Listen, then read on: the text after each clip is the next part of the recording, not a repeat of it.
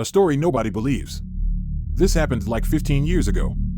It was school holidays and my friend, we'll call her Sarah, and I were extremely bored and just wanted to chill.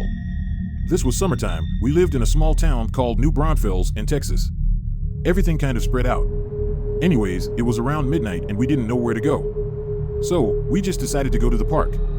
It's a little big. We were there for an hour or so. Nothing unusual. Until we both saw someone or something crouched on a table.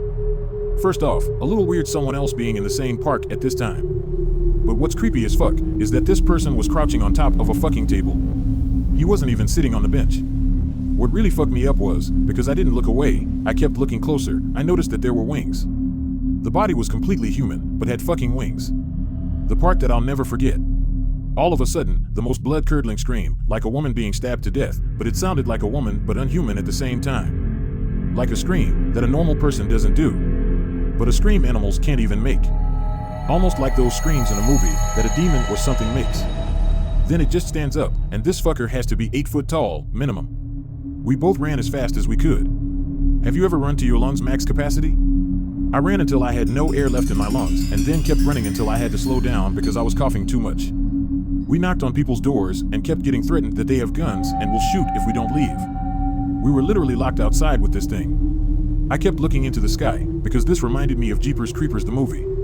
After maybe 20 minutes, the police show up and of course, think we're on drugs. But wanted to let us go. I walked the rest because I lived a few blocks away.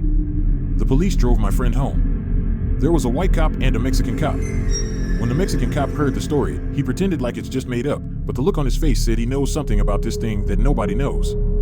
I have PTSD now and hate going outside alone at night, especially near parks or the woods. Weird people doesn't really scare cops, animals don't really scare cops, but you know it was something much worse if a cop lies and can't keep a straight face because of fear.